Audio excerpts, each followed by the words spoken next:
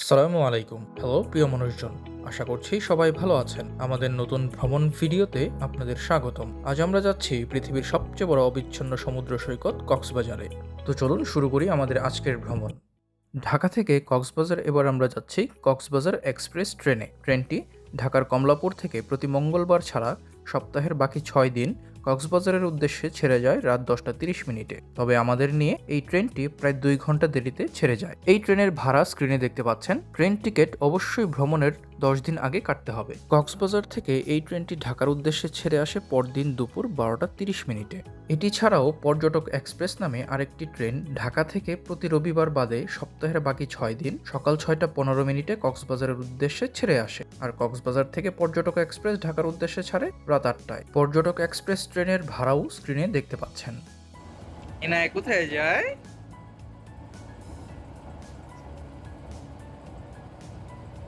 বাবা কোথায় যাও? বাবা কোথায় যাও? বিচে যাও? আয়াত আছে, বিচে যাও? ফাইনালি আমরা সকাল 9:45 কক্সবাজার রেল স্টেশনে এসে পৌঁছাই। এবার আমরা যাব ইনানিতে অ্যাঙ্কর ইকো রিসোর্টে। গতানুগতিক কক্সবাজার ভ্রমণ এড়িয়ে বাচ্চা কাচ্চা নিয়ে নিরিবিলি পরিবেশে সমুদ্র বিলাস করব এবার আমরা। মেরিন ড্রাইভ রোড দিয়ে ইনানি যেতে যেতে মাঝে একটা ছোট্ট ব্রেক নিলাম আমরা।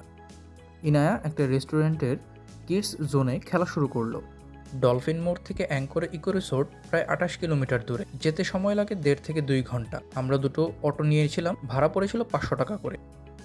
দুপুর 1:30টায় আমরা রুমে চেক ইন করি। প্রতিটি কটেজের সামনে এরকম আছে সুদৃশ্য দোলনা। তো চলুন এক নজরে দেখে নিই অ্যাঙ্কর ইকো রিসোর্টটি। এগুলো হচ্ছে ইকো কাপল কটেজ। আমাদের এই রুমগুলোতে ভাড়া পড়েছিল প্রতি রাত 5,000 টাকা করে। এছাড়াও তাদের আছে ব্রিক বিল্ডিং, আছে নির্মাণাধীন সুইমিং পুল, নিজস্ব রেস্টুরেন্ট এবং বিশাল কম্পাউন্ড। তাছাড়া থাকছে নিজস্ব নিরাপত্তা ব্যবস্থা। বিকেলবেলা ইনায়াকে নিয়ে রিসোর্টের সামনের বিচে ঘুরতে বের হই। বিশাল সমুদ্র, ডুবন্ত সূর্য আর সৈকতে ইনায়া মনের আনন্দে খেলা শুরু করে।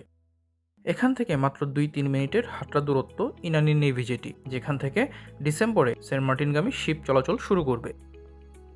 শুভ সকাল প্রিয় মানুষজন। আজ কক্সবাজারে আমাদের দ্বিতীয় দিন। আজকে সারাদিন আমরা সাইট সিইং করব। যাব শাহপরীর দ্বীপ। যাওয়া আসার পথে আমরা টেকনাফ বিচ, পাটুয়া টেক, সাবরাং, লাল কাঁকড়া বিচ, ইনানি বিচ ও মিনি বান্দরবন ঘুরব। তো চলুন মেরিন ড্রাইভ রোডের সৌন্দর্য উপভোগ করতে করতে আজকের ঘোরাফেরা শুরু করি।